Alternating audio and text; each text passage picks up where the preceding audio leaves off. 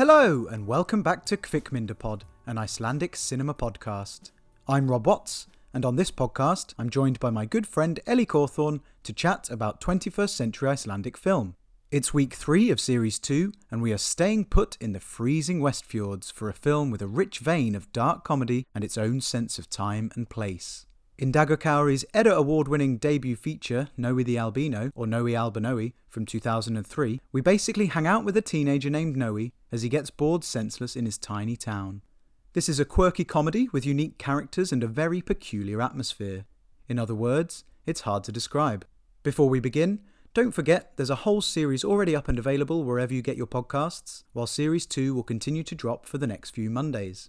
Please also join us on Instagram and Twitter, where we are at Kvikmyndapod, that's KVIKMYNDAPOD, and let us know your thoughts on the films discussed. Please also click follow on your podcast platform of choice. Right then, let's chat Nói.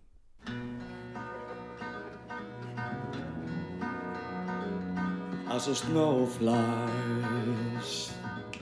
Hi Ellie. Hello Rob, how are you? I'm very well, thank you very much. How are you? I'm alright, thank you, I'm good. Third time doing a podcast in the same room. Yeah, I know. It's quite exciting, isn't it? So exciting. I continue to find it exciting. Well, we won't tire of it this year, I don't think. No, definitely not. Well, and then next year we'll be back to Zoom. Next year I think we should probably separate for a bit. Get sick of each other. Yes, but third episode in, we're going back in time. Mm-hmm. So we discussed actually how easy it would be to just fill this podcast with films from the most recent sort of 5 years, 10 years. But we're going all the way back to 2003. What were you doing in 2003? 2003 was at secondary school. Yep. Was I? Yes, I would have been. Just about. Might have just gone to my first gig. I just went to the year 6 disco, probably. Oh my God. No, I would have been. Wait, 1992. I can't do maths. I would have been 11. I would have been 11. Wow. So yeah, year 6 disco it was. Oh my God. See, I would have been 14, turning 15. So that was quite a pivotal moment in my life. But I hadn't yet thought about Iceland.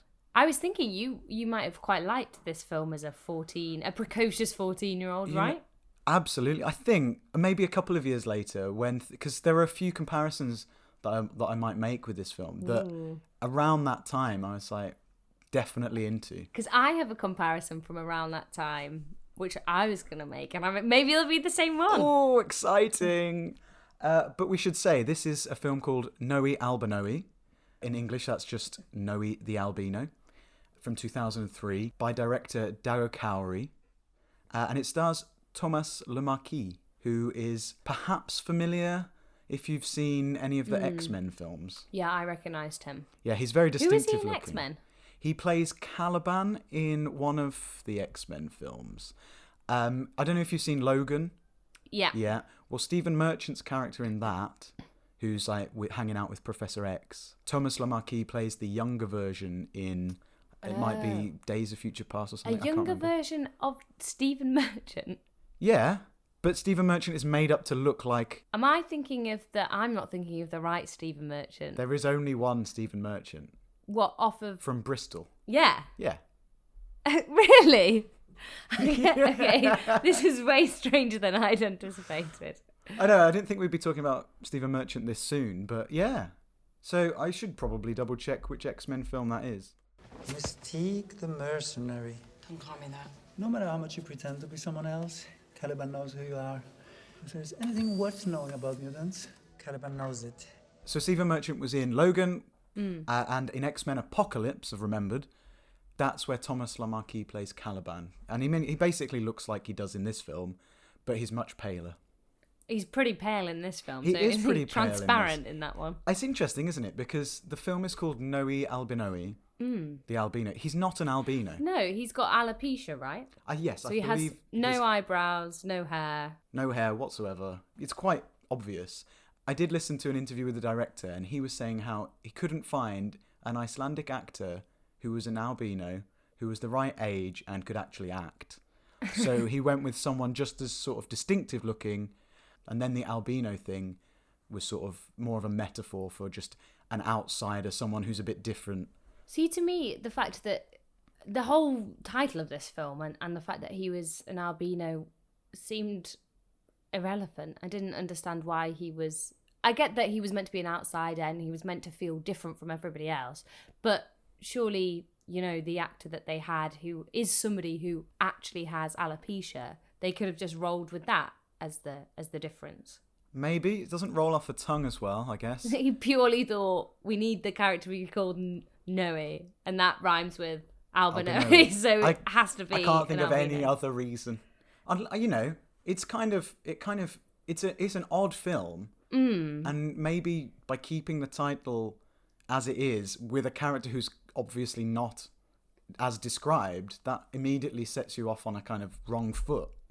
I don't know. Yeah, I did find that a confusing choice that was made. I thought there would be more light to be shed on that, but just that he was meant to be an albino, but it just hadn't been communicated well. But it was really kind of not mentioned in the plot, was it?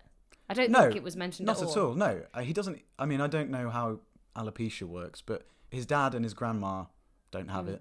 I mean, I wouldn't say that his family look anything alike, but it did make me question whether I knew what albinism is and what alopecia is. But we've just discussed it correctly.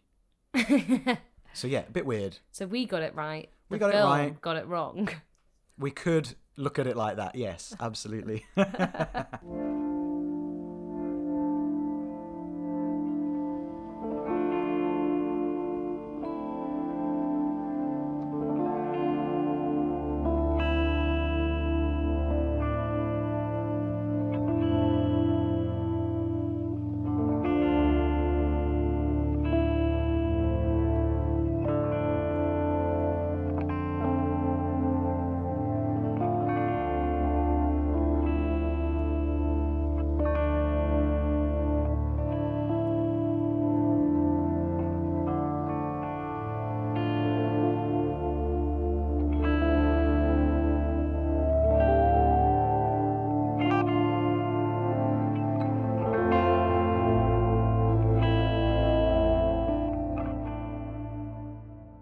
Okay, let's dive right in and I'll start with a synopsis.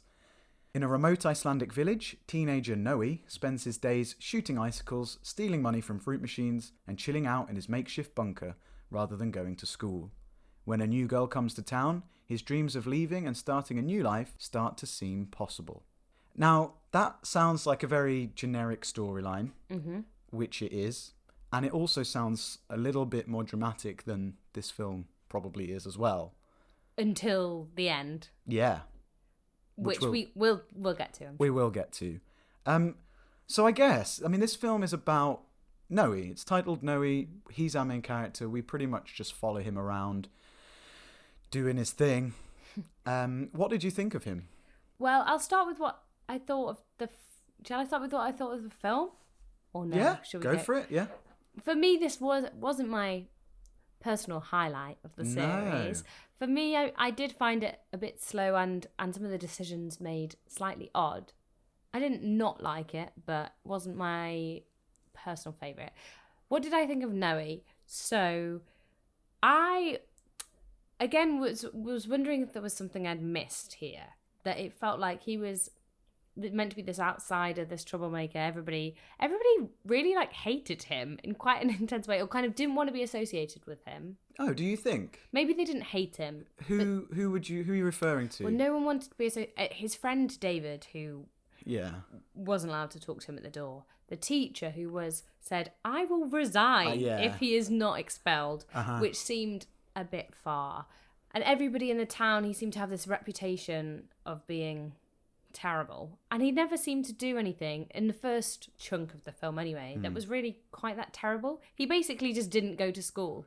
Yeah, you're right. I feel like we didn't see enough of other people to know why we're supposed to think he's a proper outcast. Like, I think at one point he says, "I'm sorry I didn't fit in," but I mean, if he's grown up there, it's not like he moved there and just didn't gel with the class. We don't really know anything about his relationship to other school children. There's not a sense which I thought was trying to be conveyed that, for example, that he was bullied or anything. We don't ever see that. We obviously see that he looks different to everybody else, but there's no sense of like hostility, like you say, from other school children. So no, it was kind of a bit assumed. It was like, he's an outcast. Don't ask us for evidence or an explanation why. Maybe. I mean, I sort of felt like, okay, he's separate from everybody else, but that maybe is his own decision. He doesn't want to go to school. Maybe, a lot of the film hinges on, is he clever or is he an absolute moron? And I think I certainly came to a conclusion. My conclusion was he was really clever. Yeah, pretty much. I thought there was definitely a sense, we kind of saw things from his perspective sometimes, don't you think? That all the adults were quite flawed. Very much so. And very, like, not understanding. They misunderstood him, didn't they? And there weren't very, very many sympathetic adults. And if they were, say, like the grandma, for example, she was kind and stuff, but she was kind of quite eccentric and not that useful to him. Yeah, and she didn't really do anything that he could learn from, I suppose. You're totally right. And one of the things that I've been noticing across these films that we've discussed in both series, there's very much a sort of generational thing of parents, especially the dads, being alcoholics. Yeah. Now, I haven't looked into it, but I wonder if that's a thing with living on an island, remote living. And especially in this film, where they are geographically, this is set up in the Westfjords, where we were last week. Actually, about 40 kilometres north of where we were last week. I think the town's called Bolungarvík, or that's where it was filmed anyway. They never actually say where we are. But it's so remote, and you've got the dad who's an alcoholic. He's an alcoholic. Yeah. He doesn't really have toothache. I think we can say he's an alcoholic. Yeah. Also, there is another character, David's dad. I don't know. He seems like a hard, sinister dad. He answers the door and he lets David talk to Noi, but it sounds from David's point of view like he's just a bit odd. And why wouldn't he let his son talk to his friend or come in? I'm interested just about what you said about it being set so far north and in quite a remote place. Yeah. Because I was thinking about, like British films and how much sometimes the kind of context of accents and stuff like that and knowing the setting plays into like the sense of the atmosphere, really. So like, say if you watch Billy Elliot with subtitles, right, so you would understand that it was a impoverished community or whatever, but you wouldn't have like the cultural knowledge of like those accents and the kind of culture of that place and the history of that place, which is probably never spelt out in the film. And I wonder if with this film as well, that sense of like it being such a bleak, depressing town or village or whatever, some of that is lost because we don't have, the knowledge of that place and the knowledge of the accents and the culture of that place. Yes, maybe. I feel like you could say that with any film. You get a sense of it's isolated. It's literally there's most of the film there's no one else around. And also the director has said that it's not meant to be a realistic portrayal of an Icelandic village. Although, it's quite clearly an Icelandic village up north with no one around. So I don't know how much culturally you need to know other than a broad knowledge that when you're in an isolated place, things can become boring, frustrating, and you find ways to pass the time. Yeah. And often, I guess, that can lead to alcohol. And also it's very dark. They're even further north. It gets darker earlier. So, depression could set in. I don't really know. And even from the start of the film, we see Noi essentially digging his a snowdrift off his front door. And there's so much snow and winter in this. I feel like other filmmakers have drawn on the beautiful side of the landscapes. And this is quite wintry, quite bleak, quite depressing. And also, should just say on that note, the colour palette of that kind of bleached out grey, blue, green, brown colour palette adds to that as well. It really does. This is this is a cold film. Yeah. This is the film for me that reminded me of my first trip to Iceland the most. Really? Which is interesting. I think it's because there's a real palpable sense of cold. The character, I know he wears almost nothing, and he's just wandering around all the time in the cold, slipping over. Iris at one point is absolutely freezing, and that was my experience the first time I went. I went right in the middle of winter, and it was just so cold. You needed one of those hats that Noi had, obviously. Yeah, the tea cozy hat. Yeah. That would have sorted you right out. Absolutely. But between that and the kind of timeless feel of the film, I feel like the first time I went to Iceland, and this was only in 2010, but for me it was completely unknowable, and everything felt a little bit like it hadn't caught up with the rest of the world slightly, which it certainly has now. So for those reasons, I was taken straight back to that first time that I went to Iceland and stayed in a guest house, it looked a little bit like Noi's house. Well, there were some truly kind of... I hope it looked more like Noi's house than Noi's dad's house. Oh, God. Because Noi's dad's house was horrible. Yeah, we were talking about... You talked about 101 Reykjavik and their shack. This is... That was a cosy shack. Yeah. This was a bleak... This is kind of like a murderer's house. Very much. I mean, his dad looks like he could be a murderer. Yeah, his dad was not a great role model, really. Should we talk about him? Yeah, let's talk about his dad, Kiddy. Halló. Sýttu minn, hvað er þú að gera hér? Ég kom bara til þess að reyna að ala hann svon mér aðeins upp. Sækja nokkuð sem fyrir ræsingripi. Ég þegi, mamma.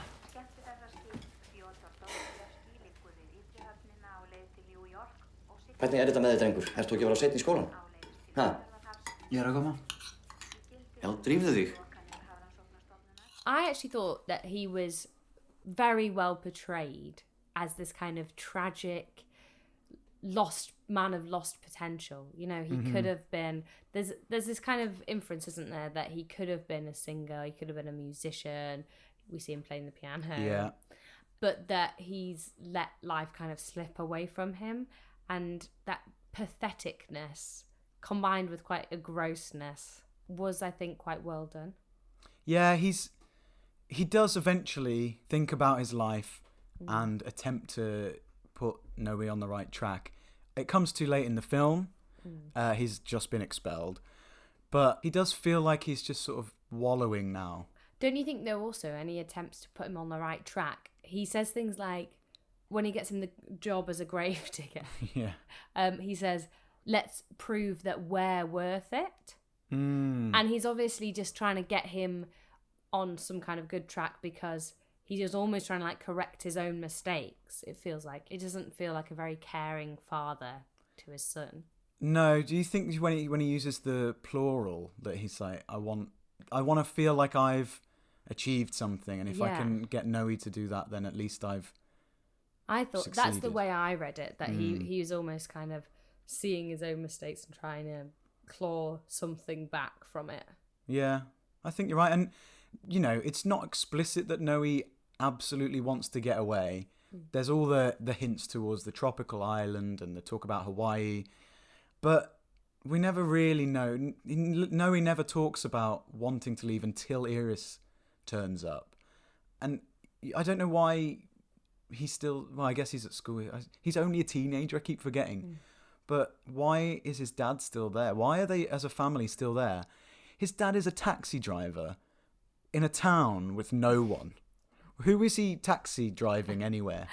Also, talking about tropical islands, I feel like a Hawaiian shirt on a middle-aged man can be truly joyful or truly, truly tragic. And here, it's used as a kind of seed. He's quite seedy, isn't he? He's very seedy. I mean, so this was something I wanted to ask you. Yeah. The gaslighting thing. Yes. What, as in quote, what would be called, quote, negging? Yes, that's it. The whole, tell her she's put on weight. Yeah. And then she'll want to come back. Obviously that's not good parenting. Yeah. He says it again at the end. After everything that's happened, the dad says that phrase to Iris.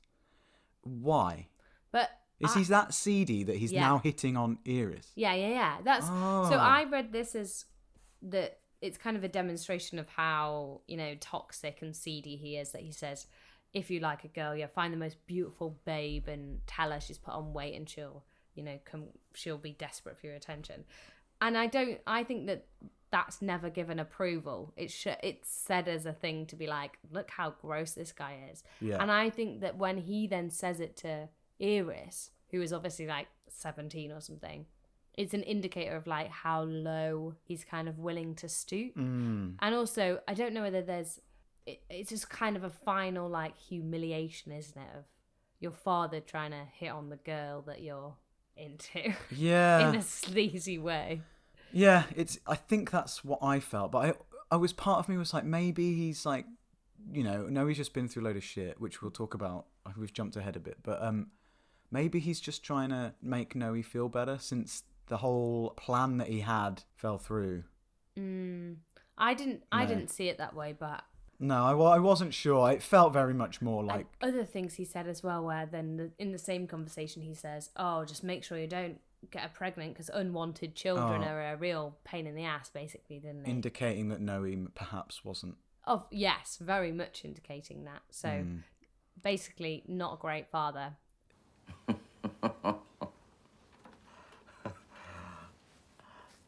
Oj. Ég skal kenna þér trikk sem klikkar aldrei. Sko. Þú gengur að sætustu stelpunni í bekknum og spyrð hana hvort hún hafi ekki fitnað. Og ég skal lofa þér því hún á ekki eftir að láta þig í friði fyrir þú ert búin að sofa hjá henni. Það klikkar aldrei. Mundu bara eitt, Nóa minn. Að nota smokkinn, slysabörn ger ekki boð á undan sér. Æ, þú veist hvað ég meina.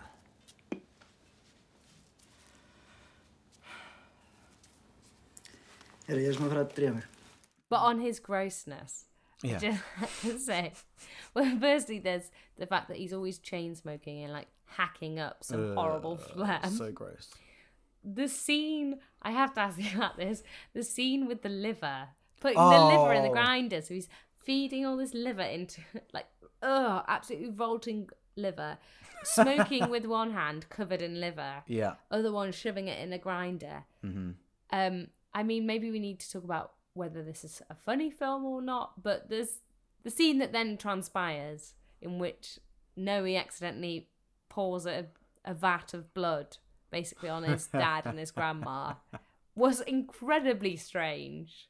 Yes. Did you not feel like that fit within the film? I did feel like it fit, but I was also... It was just... I mean, it was funny because it was so bizarre, but also the fact it was never explained what they were doing. Right, well, here's a cultural thing, I suppose. Yeah. They're making blood sausage. Oh, I was like, is it black pudding? Essentially. So he's grinding up the offal. Nan is like sewing the casing, I think. Noi's chopping up the... I thought she was just knitting. I thought she was knitting a jumper or something. It's possible, but I'm pretty sure it would make sense in the context. And Noi's... I think he's chopping up intestines and obviously he's boiling the blood. And it's the kind of the most memorable scene because the film is so blue, green, pale, and then this red blood, this tidal wave of red blood just goes flying. And I love it. I love this scene. You were saying, is it a funny film? I think this film is very, very funny. It's very tonally... Odd. Yeah, I think odd is in a way that maybe more than any other that we've watched, that I feel like I could see, say in like Under the Tree, the comedy, I'm like, it's very dry, but I get what the joke is here. Whereas this, I'm just like, that was just unexpected. Yeah. Sometimes. I agree. And this is probably a good point to say, like, the films that maybe it resembles in some way. And for me, it has that kind of offbeat quirkiness of... Say after 3. 1, 2, 3. Napoleon Dynamite! I Yes. I was going to say it's like a dry, serious Napoleon Dynamite. Yeah, very much. And I'd be It's really... when you said, from around that time, when I was a teenager, weird offbeat comedy, I knew it was coming. Okay. It's that kind of dry comedy, that almost random. I think everything kind of makes sense contextually in this film. Like, it might come out of nowhere, but at least it's like that's something they would be doing. But it is all very like just odd and offbeat. I'm not sure. I think what I was trying to put my finger on, like when you said how do you feel about Noi, and maybe that for me has just kind of highlighted it. That in Napoleon Dynamite, it's all odd and offbeat, but Napoleon Dynamite himself is very odd and offbeat, and the performance is delivered as a comedy performance. Yeah. But in this film, Noi is meant to be odd, offbeat, but I thought the performance was like quite straight, which then I think confused me tonally, because it's not like he's doing a kind of weird caricature like Napoleon Dynamite. He's just, to me, it seemed quite a kind of naturalistic performance in a kind of oddly comic, tonally bizarre film. Yeah, well, maybe because that scene, the blood scene, it starts and ends like apropos of nothing. You don't. Yeah. One of my favourite bits of that is that you see the blood gush all over Dad and Nan, and they just stop, and they're just like, and Nan's just sort of, their faces are just a picture because they don't really do anything. They don't know how to react. Noi's face is just like, oh. And then it cuts. It has no relevance to the rest of the story. It didn't really, but I did feel like there were a couple of sort of hints at what was to come. Okay. So the blood covering the Nan and the Dad, maybe that's a precursor of death. Iris at one point says, "I'm freezing to death."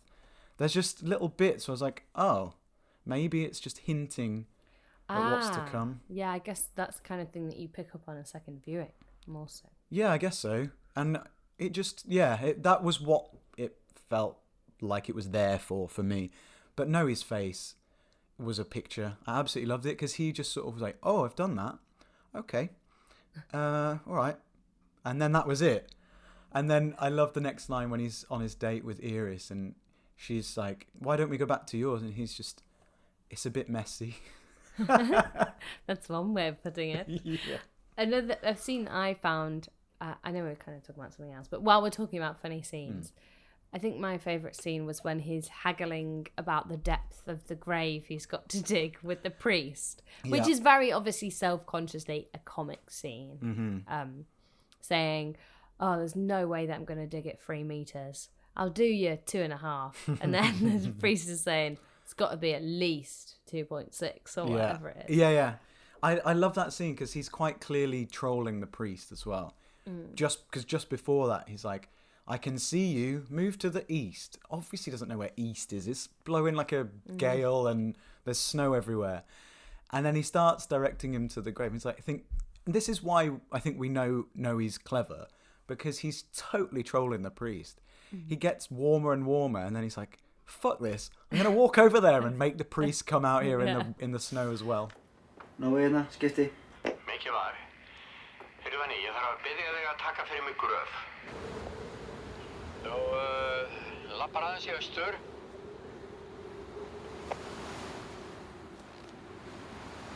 Já, nei. Ég sagði austur. Hvað sérðu mig? Já. Ég að fylgjast með þér. Það hverju kemur ekki bara yfir og sýnir mig hvað þetta er? Hérna, við hliðin á þessu leiði, hægra megin, hér kemur holan. Hvað hann að vera stór, cirka? 2,20 á lengd, 1,20 á breidd og 3 metrar á dýpt. Sæll, 3 metrar. Það kann brjálæðir. Langt í frá kallinn minn. Við erum bara að tala staðal frá ráðuneytinu. Nei, þú grefur enga 3 metra núna í þessu frosti. Það er glimt því, sko. Já. Heyrðu, segjum 2,50 og þú segir engum frá því. 2 metrar. Nei. Það er algjört skandall, maður. 2,20 þá. 2,30, já. Það er algjört lágmark. Ég get ekki farið ofan í það. Okay. That was again a strange little interlude, the working at the graveyard situation, which didn't really lead anywhere or go anywhere. I guess, you know, when you did the synopsis at the start of the episode, it was like the synopsis is he's kind of an outsider and he's trying to work out what to do. A lot of the content in it isn't kind of like moving forward in a narrative arc. It's kind of like little episodic scenes, isn't it? It is a little bit, man, and it sort of reminded me of Echo in that way of it's just here's a thing, here's another thing. But again, they're trying. He and his dad, in that instance, are trying to see if they can put him on the right track. And that's kind of what the film is he doesn't fit in, but maybe there's something he can do. Not that digging a grave is a particularly intelligent job, necessarily. But there's a reason it was there, and it's the same with the fortune teller stuff. The whole thing about the fortune teller is just a bit mad for me. But this whole thing He's of a death, mechanic and a fortune teller, of yeah, course. and the guy who plays him is a carpenter and an actor. Oh, really? Yeah. Multi-talented then. I guess when it's a small village, you know, you've got to diversify your income. Absolutely. And we've seen it with the actors we talk about. Apparently the head teacher, Þorsteinn Gunnarsson, who we did see in Jar City as the guy who gets killed in the basement, Holbear. Oh, I'd forgotten that. But apparently he's an architect. He's an architect and he's occasionally just in a few award-winning films on the side. Exactly. Love yeah, it. that's so good. Love isn't it. But and Kiddie, Þröstur Leo, he's a trawlerman for 2 years, and then he'll come Really? back and he'll act for 2 years. I mean, this was according to interviews from Whenever around it the was time it was made. released. I thought he was brilliant. If we're also talking about, I know we were talking about a while ago, films that it kind of evokes for you. That sense of, oh, he's like, you know, disaffected male youth. He's an outsider. He doesn't fit into society. He doesn't play by the rules. To me, is very reminiscent of a lot of the central themes in 101 Reykjavik. Yeah. Which obviously was only made a couple of years earlier. So I don't know whether there was any kind of inspiration taken from that. Possibly. I know... or whether it was a sense at the time that there were all these young people in Iceland that didn't really want to just go into the traditional society, didn't really know what to do with themselves, left it at a bit of a loose end. Maybe. I know it's probably the experience of the directors as well. I know that the director of Noi, he was quite young, right, when he did this. This was his first film, his debut, but he'd had the idea for Noi as a character for a very long time, so since the start of film school, maybe even earlier. And he'd been searching for an albino Icelandic actor For all since that then. But he kept that idea, and I guess you're probably right. I don't know whether he was probably at film school when 101 Reykjavik came out, so it's very possible. But it's probably like what he said about the generation of parents and the alcohol. There's probably a whole generation of their children feeling, like you say, disaffected and isolated. And yeah, I don't want to just sit and do nothing in a garage for the rest of my life. Which is really interesting because Iris is almost the opposite character. She's already escaped and gone to Reykjavik, to the city. And now she's back and doesn't want to escape again. Yeah. So I found that really interesting that, okay, you can be bored and frustrated of small town life and isolation, but actually maybe the city is just too stressful, there's too much going on, and it's trying to find the balance. I wish we'd heard a bit more from her or kind of filled her character out a little bit more. Again, perhaps we're getting back to the like early 2000s female characters being a bit flimsy. But she did kind of appear as just a bit of a like pretty girl without much behind her. Do you think that's fair? I think that's fair. But what I did appreciate was that she wasn't the manic pixie dream girl. That she didn't want to run away. Exactly. It got to the point. Noe finally makes the big leap and, you know, takes his money out of the bank after a ridiculous armed robbery. Another great comic scene, actually. Yeah, I love that scene. Like, the characters know him so well. It's like, a lady's just sat there with a shotgun at her head and she's just not interested. And the bank manager just comes up, takes the gun out of his hand and goes, go on, go home and don't cause any more problems. I love that. But yeah, so no, he takes the leap and gets his money, buys a suit, steals a car, and then she doesn't say anything. She doesn't want to go. Whether that's because she's not in love with him. Maybe because they've only been on 2 dates. Quite. And yeah, they've only been on 2 dates, but she doesn't actually want to go back to the city or wherever just yet. She's come home for some respite. And yeah, she says she's bored, but she obviously wants a bit of that, I reckon. Yeah. Yeah. I guess that's kind of used, isn't it, as his, almost like the foil to his dreams, like the final thing of like, he can't ever get out. And there's a sense that, I guess it's followed up, isn't it, by him being arrested, and it's just like a part of a final downfall. Mm.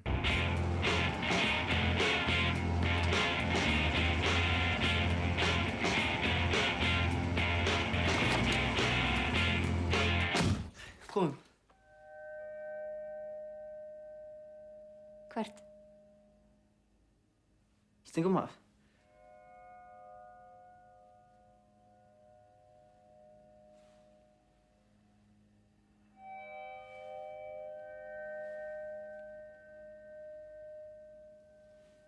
Ætlar ekki að koma?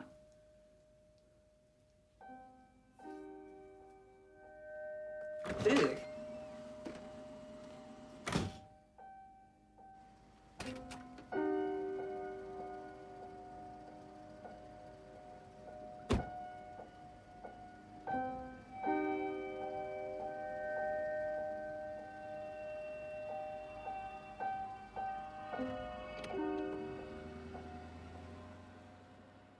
What did you make of the Iris Noi scenes? Because we have them break into the museum, which I thought was quite fun. That was good, yeah. So they break into the museum. We see them looking at the map, don't we? Yeah, and they see Hawaii. They hang out in the garage diner, as it were, Yeah, smoking. he teaches her to smoke. Yeah, amen. Then he makes a kind of creepy appearance at her house. Yeah, that was weird. He climbed the entire drain pipe. All I could think was, that drain pipe is absolutely freezing. How are you even touching it, let alone scaling an entire house? I was just like, it's not going to end well, going to fall off. And I think that might be all we get. Yeah, so, I mean, they have a little bit of time together. They have a kiss. It's probably his first kiss. His dad asks him if he's having sex. It's like, awkward. Who do you think he's having sex with then? Don't you think, though, as well, that she's kind of just like a symbol of hope and escape? Yes. Do you think that's all she is? Yeah, I think it is all she is, really. I like the idea that she's the foil to his dreams of escaping. Like, people come and go. And I think I read something about the director saying, people leave Iceland. Pretty much everyone will leave Iceland, but come back. Yeah. They want to get away, but they'll inevitably navigate back home and continue their life there. And I guess this is on a much smaller scale, but it does happen.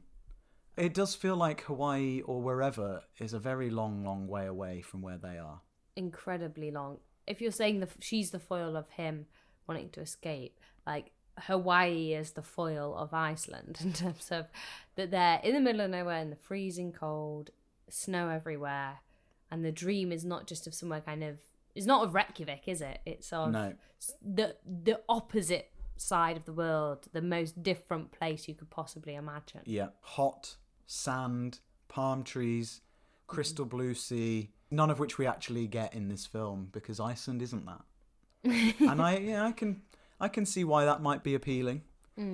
But, I mean, he wasn't going to get there with however much money he had in his bank and a stolen car, was he? No, I don't think so. But you talked about this being, is it a comic film? I think this film is really, really funny to a point. And then it does the classic Icelandic comedy thing of not ending in a particularly nice way. So are we going to talk about the ending now? Am I allowed, finally? No.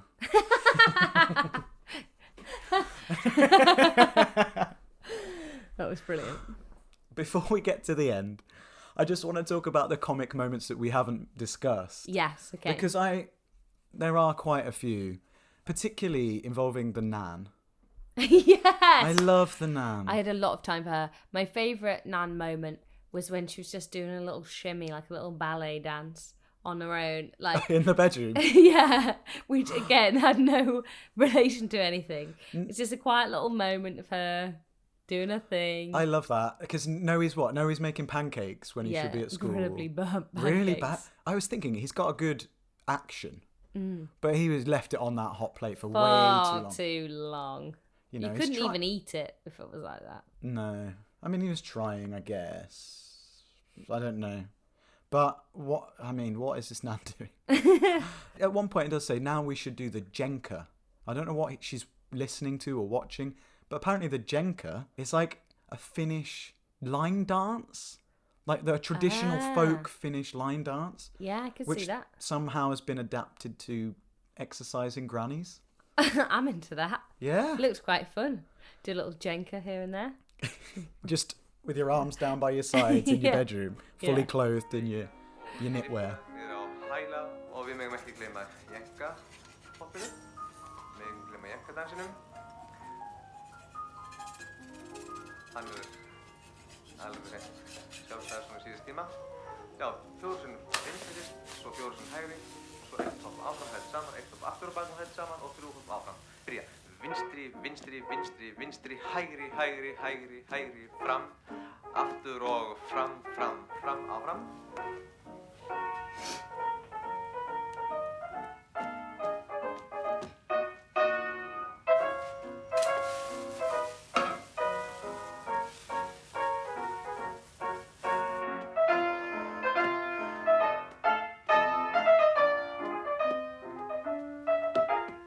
What were your other favourite Nan moments? The birthday scene was so sweet, wasn't it? Yeah. You know, she's cutting up this tropical island cake. Mm-hmm. Do you think she made that herself? Yeah. You do? Of course. Yeah? Yeah, I mean, definitely. Fair. And, you know, she gives him present, which is the, what do they call it? Yeah, the I was trying to Viewmaster. think what is that what they're called? I think so, yeah. Like the old school, look in the binoculars and click through a bunch of photos, which, I mean, obviously it adds to this kind of timelessness thing. Like, we can't be in the 80s. Do you think moments like that, so just to draw back to the Napoleon Dynamite reference, that was a film that was so like self-consciously kooky. Yeah. Like that was very like of that time, wasn't it? Like Amelie probably is another good example of like, oh, we're so off the wall, oddball, eccentric. Do you think that this falls into that category? To an extent, I think. It's funny you say Amelie because I wrote down Jean-Pierre Jeunet as well, who's the director of Amelie, and he did Delicatessen and The City of Lost Children. And if you take away the kind of fantastical steampunk elements of some of his films, you get what we've got in this film, especially when Noe's in the basement. It looks exactly like a Jeunet film, and the characters are all a bit kooky and a bit off the wall. But I think for here, it's a much more naturalistic portrayal with moments. It's less like kind that. of grating, like the eccentricities aren't kind of twee and grating. They don't feel forced. No, but they're definitely there. Yeah, there's definitely a sense of a heightened comic moment coming out of a natural scenario rather than the whole thing is just, look at this heightened real. It's not even, is Napoleon Dynamite even real? I mean, I don't know. It's all very much, working on another plane, I think. Yeah.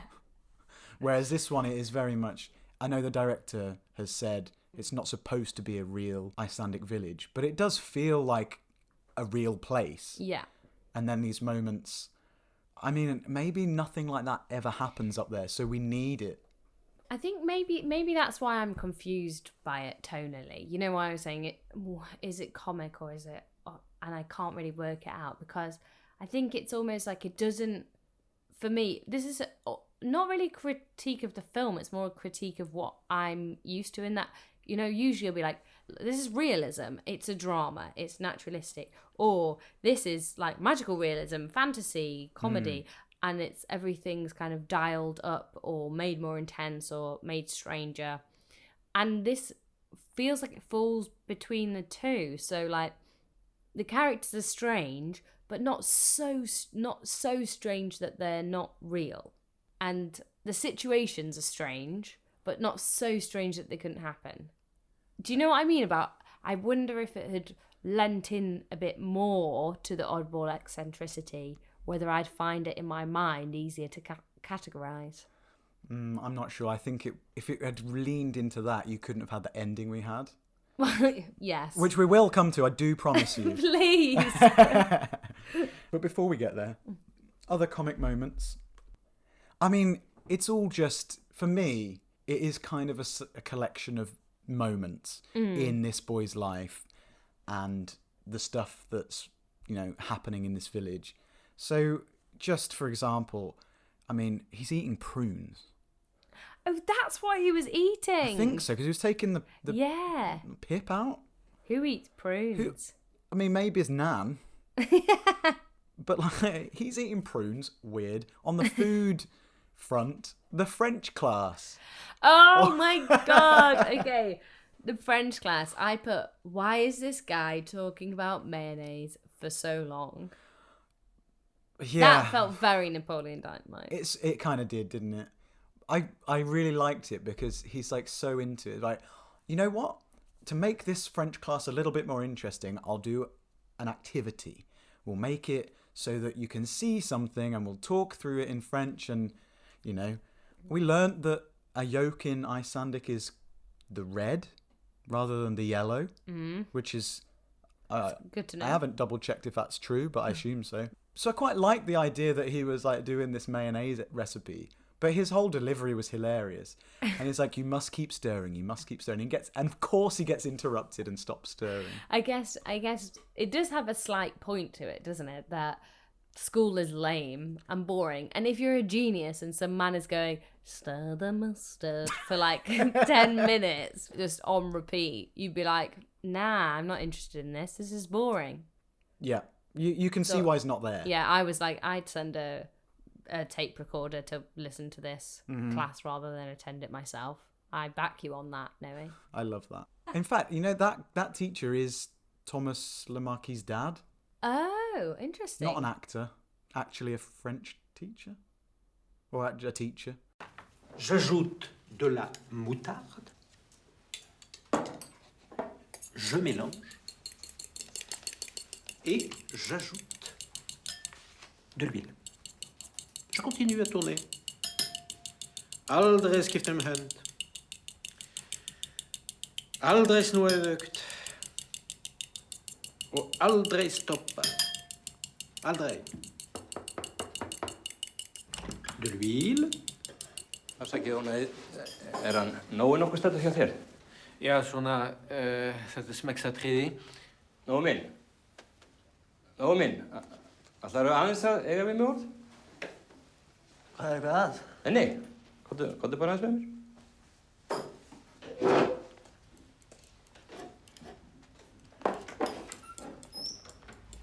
Má ekki hætta.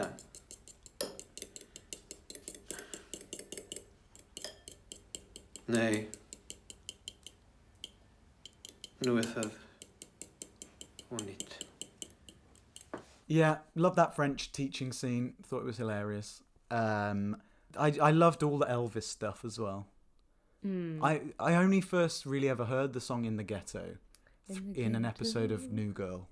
Really? Yeah, I didn't know it before that. I think Elvis to me as well really screams like tragic over the hill man trying to claw back some like vestige of glamour from his youth. That's a really good point. Yeah, don't you think? Yeah, that's always what Elvis makes me think of. But that was Elvis's life as well. Yeah, exactly. Jeez. So all these jokes, which we think don't have any meaning, actually all have many layers of meaning. So many layers. You're the one who said they didn't have meaning, not me. But even the song In the Ghetto, like half the lyrics to that song happen in this film. That song has been chosen for a reason. Yeah. The song goes, the child needs a helping hand or he'll grow to be an angry young man someday. You're like, how many times have we said on the nose in this podcast? But that's exactly what it is. It's there for a reason. And the cat obviously is called Elvis, whatever his middle name is. Arnold or something. Elvis Aaron, that's it. That scene in the bar, I found funny and also tragic. Where he says, I'll take you out for dinner. He's halfway through his dinner. And he says, makes right, him... Yeah. come on, we're off to the bar. I was like, he hasn't finished eating. I know. And he's like straight up and at the bar and tries to buy him a drink. Which, I mean, fine. But are you trying to make him you? Because, like, start him as a teenager on the booze. Yeah. Thank God for the bartender, who I think is the director, actually. God, everybody in this film is somebody else. Whether it's a trawlerman, a carpenter, the director himself. Love it. One point on, so he says, how, is he 20? Which is obviously the drinking age. And he's meant to be 17, isn't he? Is it 17? I think he's meant to be 17. Okay. And I was going to ask you how old you thought he looked, because I thought he looked probably about 25. I thought he looked older than a teenager, yes. Yeah. I don't know how old he was at the time, but he certainly looked older than... Because I was thinking, he definitely isn't, like, 14. No. But I'm also not sure how long they're at school for. 17, I was sixth form? Yeah.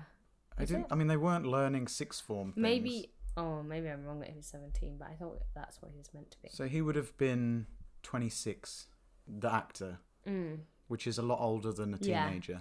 And but, I mean, if you want this tell. outsider, Yeah. you want someone to look that way, that's just another part of his physical character, is that he doesn't look like a teenager either. I mean, also, the long tradition of non-teenagers playing teenagers is... This is hardly the worst offender in that. See Grease. Quite, yeah. I think films, I mean, this is, I guess, 2003. Things are getting better. I don't know if you saw the Fear Street films, but those teenagers are teenagers. Can you believe it? It's so satisfying. Yeah, but that scene in the bar, I mean, I don't know what his dad's playing at.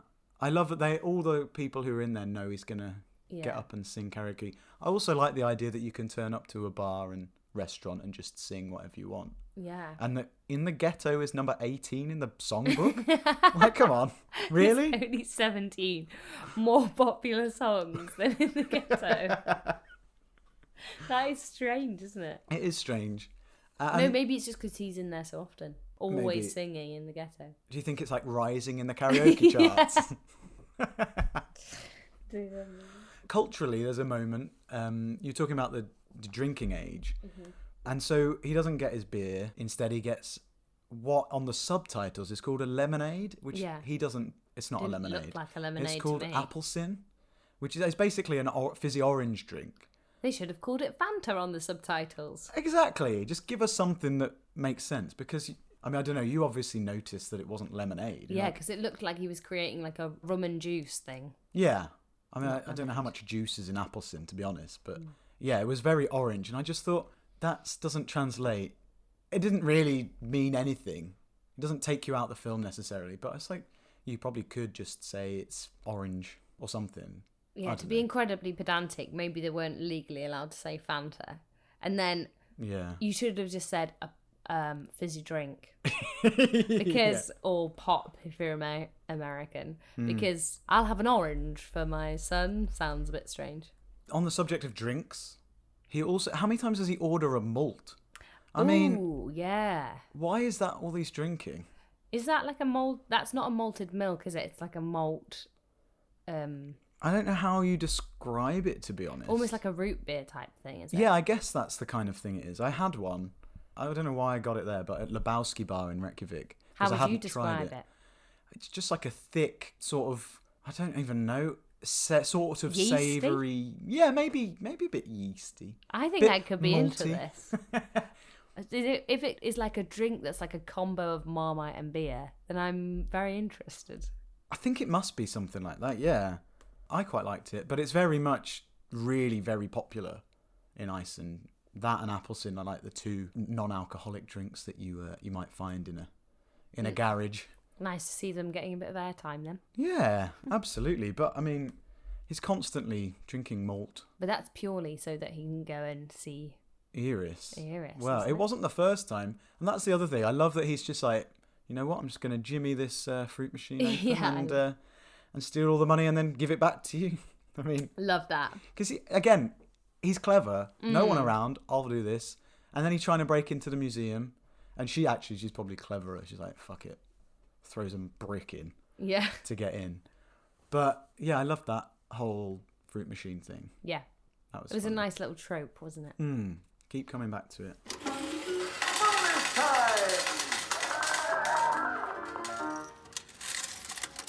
Well, I think this is a funny film, generally. But, you know, the last 10 minutes, absolutely not a funny film. I was so confused. And because I didn't know how long the film was, I thought there was going to be a whole other third act, almost, as it were, that then just didn't arrive and the film ended. What did you think was going to happen in the third act? Okay, so I thought there's obviously a big moment that changes everything. But I thought that then I didn't see that going the way it did, basically. And I thought there was going to be some kind of redemptive ending of him either going away, we see him on a beach, for example, or like that he has broken free, or that he'd kind of embraced where he lived, and almost like the Reykjavik ending that we saw, the 101 Reykjavik. The one we loved, that ending. Where we see him kind of embracing his situation and kind of engaging in the community or whatever it were, or like growing up in some way, because it's a coming of age story, isn't it? It's like a Bildungsroman, but I felt like we were getting somewhere, and then it was like, oh wait, no, the end is all over. Bye. Right, because I thought you were going to say, I was expecting him to actually just get out and escape, and we'd see him off in the future, like living wherever, Reykjavik or Hawaii, which I never thought that was going to happen. But you're right, it kind of left turns you a bit, doesn't it? Yeah, hugely. So what do we actually get then? We get Noi having messed up his bank robbery, been told that Iris isn't up for getting away. He gets captured by the police. When we see him, he's actually locked in a cell. And then he finally is just back at home and in his little basement-y cellar thing. Yeah. On his own. I'm not sure what he does down there. He just hangs out, I think. Yeah, it's quite a cool little cubby hole. I mean, kind of. I like cubby holes. If you love a windowless, airless room, then yes, it is cool. But then I feel like I was like, oh right, at that point I was like, okay, there's going to be some kind of, that's when I thought that we would have some kind of redemptive moment. But instead, we're getting avalanche. An off-screen avalanche, yeah. Which was, to me, when we've had a film of like episodic moments and kind of little comedy skits and all on the theme of him, not fitting in and stuff, then to throw in like a huge major plot point right at the end felt very unexpected. Yeah, I would go with unexpected. Did you notice that Lynchian grandma was doing a jigsaw at that exact moment of a mountain, but she hadn't finished it and all the bits were at the bottom? No, I hadn't. I mean, that's absolutely a second watch spot. Yeah. I was like, oh, that's pretty. But you know how you were saying about the scene with the blood being poured all over them? And is that a sign of death? But it was also like a kind of like flood. Absolutely, yeah. So the parallels, yeah. But I didn't know it was an avalanche immediately. I was like, is this an earthquake? Yes. Well, because we have the shakiness, and then that's all we get.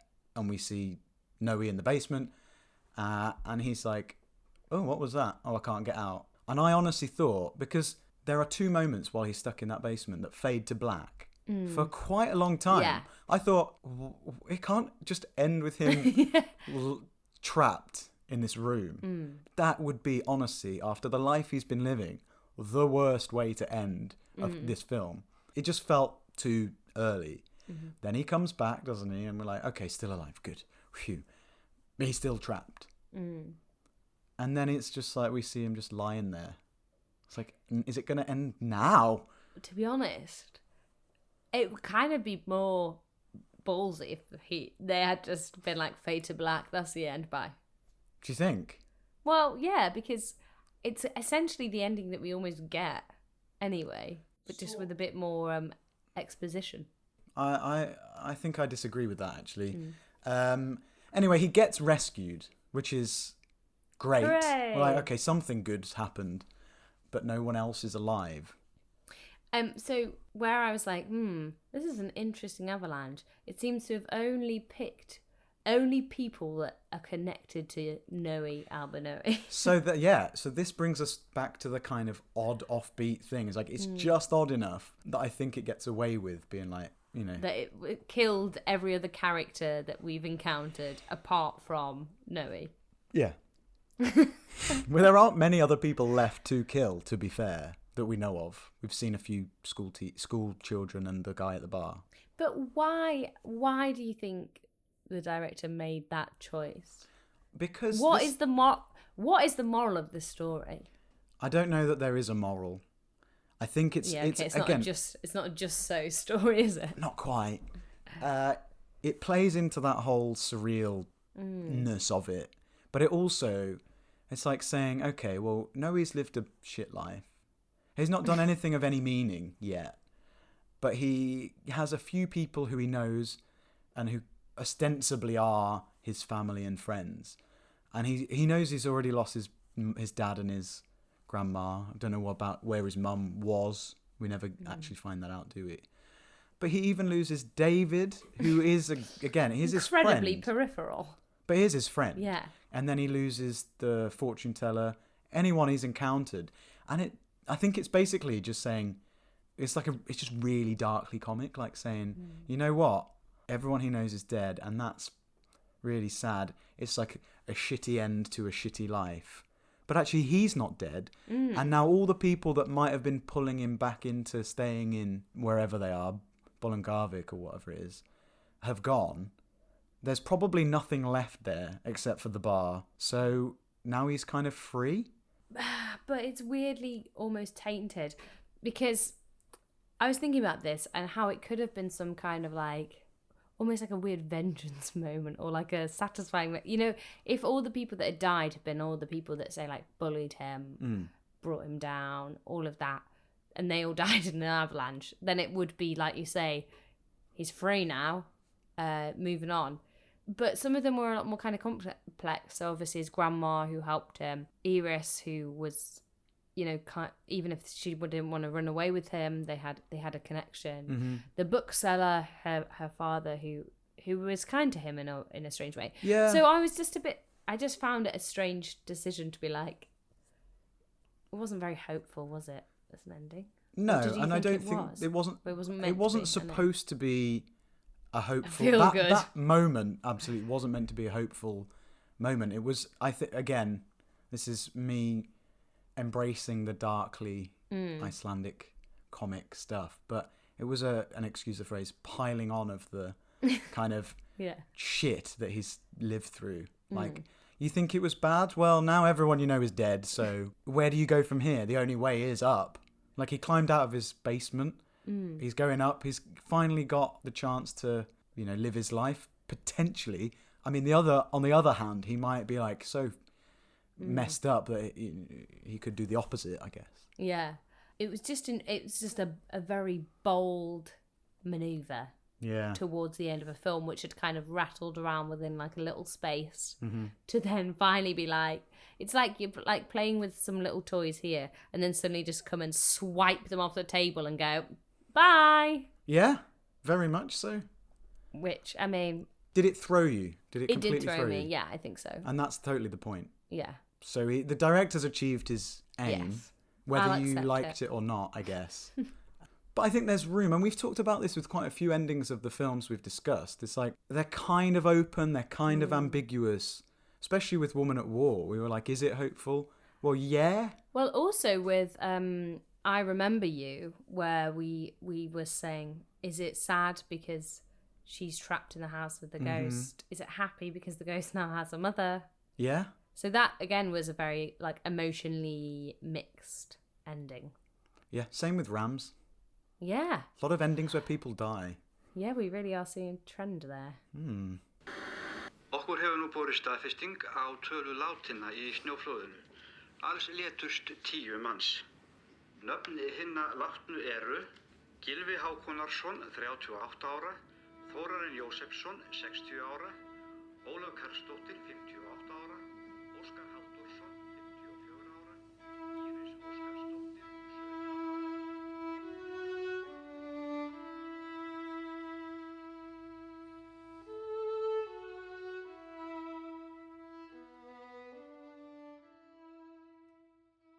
I thought this was a really quirky, funny film. I loved pretty much everything about it. And from the opening 2 minutes, when he's shoveling the snow, the soundtrack, it sounds like a Western, set the scene. I was like, I'm here in this cold little town. And then everything that happened, every funny little quirk, I was totally with it. I absolutely loved it. And then I loved that big old bold ending. I thought it was... ending. Yeah. Well, you're actually convincing me that I liked it more than I did. Yes. But I wouldn't say I loved it. I wondered what the substance of it was a bit, I think. That it was a collection of quirky, kind of funny, interesting moments. But what was it really about at the end of the day? What was it about? It was about Noi Albino. Like we said at the start, it's the classic sort of teenage, coming of age, wanting to escape kind of life. There's plenty of sort of parallels with Let Me Fall in a way, but it's just a kind of someone's slightly odd take on it. What did you think happened to Noe after everybody they'd ever known was dead in an avalanche? What was the last shot we get? So the last shot was him looking through the viewfinder at a tropical beach. And then the tropical beach became real, kind of, as we were looking at it. I don't think he's made his way to Hawaii, but I think that specific shot is a hopeful shot. Yeah. You know, he has dreams. He's now free to attempt to live them. I don't know beyond that. But I quite like the ambiguity. I love that the Icelandic version of a hopeful ending is everyone you ever knew is dead. So the only way is up. Yeah, it's very inverse, isn't it, I guess? But I did watch an interview with a director, and he said that, because that last shot was done in Cuba. I don't know whether Cuba looks like Hawaii or, why they went there. But they did film Noe in shot. Oh. And then they chose not to include it to make it more ambiguous. And I think that's the right decision. Yeah, I don't want to see Noe in a Hawaiian shirt like his dad sat on the beach in Hawaii, wherever. I mean, maybe it plays into the surrealism of the rest of the comic bits, but I think it would have been a bit too much of a stretch. Yeah, and a bit too twee almost. Yeah, I like that all the timeless retro-y stuff. And to finish with that as well, like the gift from his nan that gives him hope. I liked it. So yeah, Noi Albino, 2003, Dagur Kári, and I liked it a lot. I liked it a bit. Fair enough. So, where are we going next week? Funny you should say that, because incidentally, this is totally by accident. So we are going to watch a documentary, which we haven't done before. Not a full-on actual documentary anyway. But unbeknownst to me, the soundtrack to this film has a few songs actually, but specifically in the scene where Nan is cutting the cake and gives the present. There's a song playing. I don't know whether you noticed it, but it was like a really kind of Casio keyboard style. Okay. And it kind of added to the weird, quirky nature of the film. And I was watching that thinking, I recognise that song. The Nan is really making me think of something. And then it hit me. That song is by the subject of the documentary we're about to talk about. So it's a music documentary? Yes. It's a sort of biopic of the lady who made that song. Her name is Sigurður Nilsdóttir. And I think they used 3 or 4 songs of hers in this film. Now, Sigurður Nilsdóttir, at the age of 70, started making music in her basement. Fair play. And this documentary, which I stumbled across it at a small film festival, I think it was in Birmingham. And it's just a lovely, lovely film about an old lady making music. Great. And it's a very slight thing, but hearing the song in this film, I was like, oh my God, now I'm even more excited to watch and share it. Because it's such a sweet story, and we've already now had our introduction to her. Amazing. As long as there's no avalanches while she's in the basement. I don't think there are any avalanches. Fine. No. It's called Grandma Lo-Fi. Oh, nice. Great name. The clue is in the title. Also known as Amma Lo-Fi. You will have heard Noe call his grandma Amma a few times, actually. So that's what we're going to do next week. And I'm very excited about that too. From a dancing grandma to a music making grandma.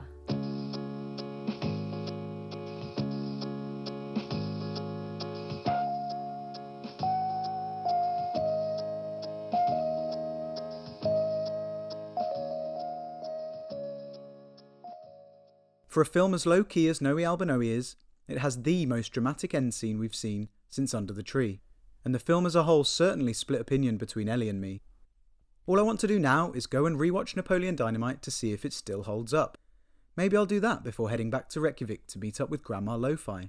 This delightful hour-long documentary should warm the cockles right up after the snowy and freezing time we just spent in the northwest. Grandma Lo-Fi, also known as Amma Lo-Fi, can be watched at the link I'll pop in the show notes to this episode and will also share via our social media accounts. Talking of which, we are at Kvikmyndapod on Instagram and Twitter, and if you could leave us a lovely rating and review at Apple Podcasts, we'd be immensely grateful. Oh, and spread the word. See you next week. Takk og bless. Thanks and goodbye.